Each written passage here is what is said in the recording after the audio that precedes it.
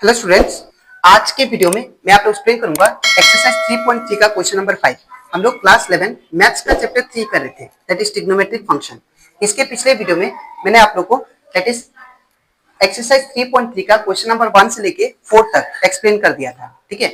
और इसी के साथ साथ मैंने आप लोग को चैप्टर 3 का एग्जाम्पल 1 से लेके एग्जाम्पल 17 तक जितना भी क्वेश्चन था वो भी क्वेश्चन सारा एक्सप्लेन कर दिया है, ठीक है। और एक्सरसाइज दैट इज 3.1 और 3.2 का जो भी क्वेश्चन है वो भी मैंने आप लोगों को एक्सप्लेन कर दिया है। तो अगर आपको सारा क्वेश्चन अच्छे से सीखना है तो आप लोग उसको मेरे YouTube चैनल में जाके उसको देख सकते हो, ठीक है। मैंने चैप्टर 3 का प्लेलिस्ट बना के उसको अपलोड कर दिया है, ठीक है। तो स्टार्ट करता है क्लास। यहाँ पे हम लोग को क्वेश्चन नंबर 5 में दिया गया है find the value of sine 75 degree.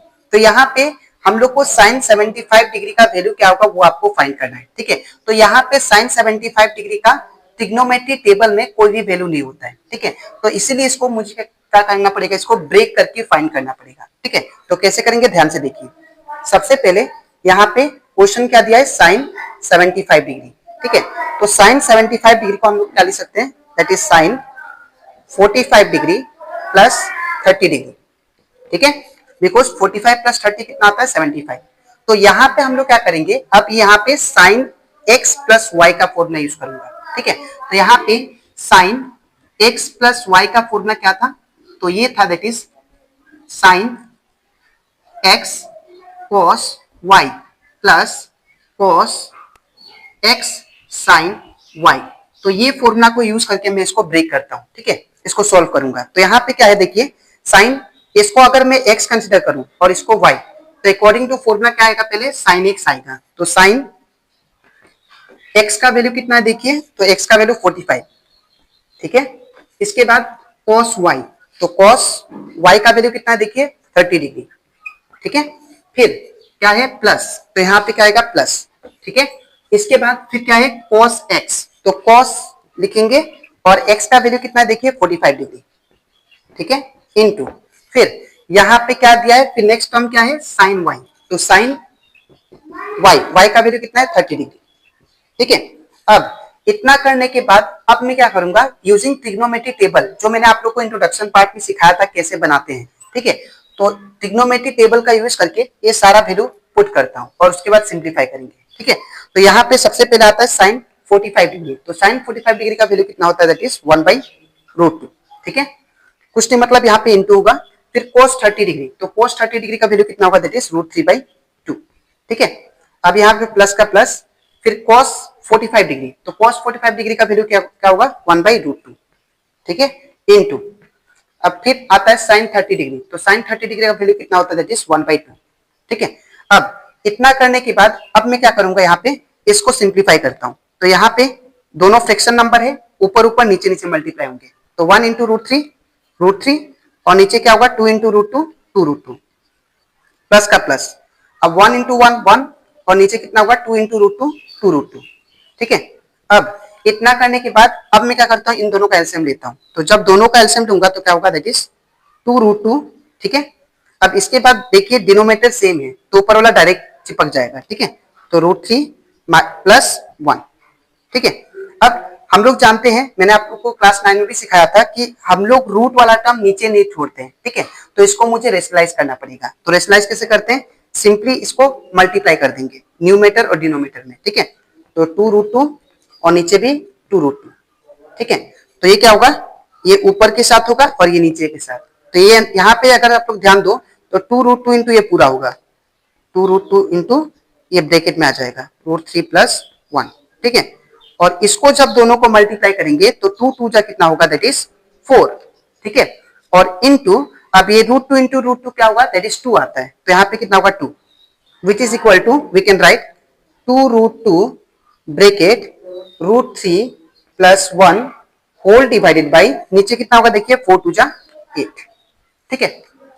तो ये सॉल्व हो गया, दैट इज साइन 75 डिग्री का जो वैल्यू है वो कितना होगा 2√2 अंडर ब्रैकेट √3 प्लस 1 और नीचे 8, ठीक है। तो आई होप आपको क्वेश्चन नंबर 5 का 1 अच्छे से क्लियर हो गया होगा, ठीक है। तो अब हम लोग करते हैं दैट इज 5 का 2 नंबर। तो 2 नंबर भी हम लोग सेम करेंगे, ठीक है। यहाँ पे कैसे ब्रेक करेंगे ध्यान से देखिए। सबसे पहले क्योंकि 10 15 डिग्री का कोई भी ट्रिग्नोमेट्री टेबल में वैल्यू नहीं होता है, तो इसको मुझे ब्रेक ही करना पड़ेगा। ठीक है, तो यहाँ पे 10 का 10 सेम। अब 15 डिग्री को क्या ले सकते हैं, दैट इज 45 डिग्री माइनस 30। ठीक है, 45 डिग्री माइनस 30, बिकॉज 45 माइनस 30 कितना होता है 15। तो in place of 15 we can write 45 minus 50 degree, sorry 30 degree. ठीक है, अब यहाँ पे क्या यूज करेंगे, फिर से formula, that is 10x minus y का। ठीक है, तो 10x माइनस वाई का फॉर्मूला क्या था, that is 10x minus y का फॉर्मूला है, that is 10x minus 10y divided by 1 plus 10x 10y। ये फॉर्मूला हम लोग यहाँ पे यूज करेंगे। ठीक है, तो यूज करते हैं। तो अगर मैं इसको x कंसिडर करूं और इसको y, तो क्या होगा, यहाँ पे और एक बात, यहाँ पे आप लोग मिटा लीजिएगा सॉल्व करने के बाद। ठीक है, तो यहाँ पे इसको मैंने x कंसिडर किया और इसको y। ठीक है, तो इसमें पुट करते हैं हम लोग, तो क्या आएगा 10x आएगा पहले। तो 10x का वैल्यू क्या है देखिए, तो x का वैल्यू यहाँ पे 45 है, तो 45 डिग्री। ठीक है, माइनस का माइनस, अब 10y, तो 10y का वैल्यू क्या है, तो 10 का 10 लिख देते हैं, y का वैल्यू है 30 डिग्री। ठीक है, होल डिवाइडेड बाई 1 का 1 प्लस 10x 10y, तो 10x का वैल्यू कितना 45 डिग्री। ठीक है, फिर उसने मतलब इंटू, अब 10y, तो 10y का वैल्यू कितना है देखिए 30 डिग्री। तो इतना करने के बाद अब मैं क्या करता हूँ, यहाँ पे सारा वैल्यू पुट करता हूँ यूजिंग ट्रिग्नोमेट्री टेबल। तो ट्रिग्नोमेट्री टेबल में 1045 डिग्री का वैल्यू कितना होता है, दैट इज 1045 डिग्री का वैल्यू होता है 1। ठीक है, तो यहाँ पे क्या होगा, दैट इज 1। फिर माइनस 1030 डिग्री का वैल्यू कितना होता है ट्रिग्नोमेट्री टेबल में, दैट इज 1/√3, 1/√3।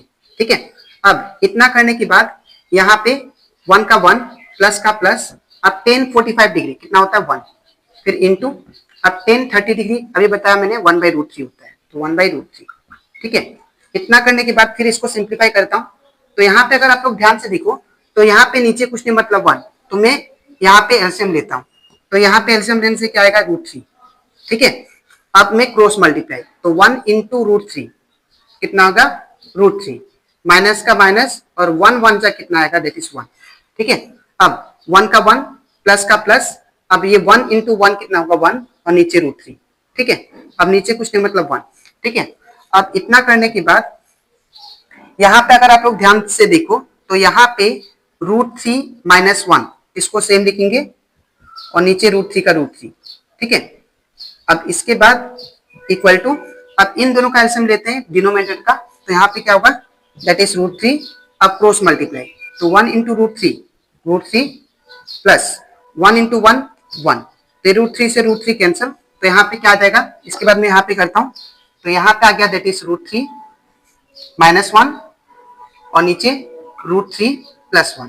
ठीक है, इतना करने के बाद मैंने आप लोगों को सिखाया था कि डिनोमिनेटर में रूट टर्म नहीं होता है, तो इसको मुझे रेशनलाइज करना पड़ेगा। ठीक है, तो इसको मैं रेशनलाइज करता हूँ, तो रेशनलाइज कैसे करते हैं, ये टर्म सेम लिखेंगे, लेकिन यहाँ पे प्लस है तो ऑपोजिट साइन देंगे माइनस। ठीक है, तो यहाँ पे क्या आएगा √3 माइनस 1 और नीचे भी √3 माइनस 1।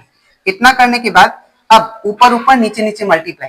ठीक है, तो यहाँ पे क्या आएगा √3 माइनस 1, √3 माइनस 1, ये क्या हो जाएगा √3 माइनस 1 का होल स्क्वायर। ठीक है, और यहाँ पे a plus b a minus b formula लगाएंगे। ठीक है, तो यहाँ पे a प्लस बी और a माइनस बी फॉर्मूला क्या था, that is a square minus b square. तो अगर मैं इसको a कंसिडर करूं और इसको b, तो a प्लस बी हो गया और ये a माइनस बी हो गया, तो क्या लिख सकते हैं a square minus b square, that is √3 का स्क्वायर माइनस 1 का स्क्वायर। ठीक है, इतना करने के बाद मैं इसको ब्रेक कर लेता हूं, that is a minus b का होल स्क्वायर में, तो क्या होगा यहाँ पे, that is a square minus b square, sorry a square plus होगा, तो प्लस बी स्क्वायर, फिर minus 2 into a b, a क्या है √3 और b क्या है दैट इज 1। ठीक है, अब स्क्वायर और रूट कैंसिल हो जाएगा, तो क्या होगा 3 होगा और यहाँ पे माइनस 1 का स्क्वायर कितना आएगा 1। ठीक है, अब इतना करने के बाद फिर ये स्क्वायर रूट कैंसिल हो जाएगा, तो क्या आएगा 3 प्लस ये 1 का स्क्वायर कितना आएगा 1, फिर माइनस का माइनस, फिर ये 2 इंटू √3 इंटू 1 क्या आएगा 2√3। ठीक है, अब 3 माइनस 1 दैट इज 2।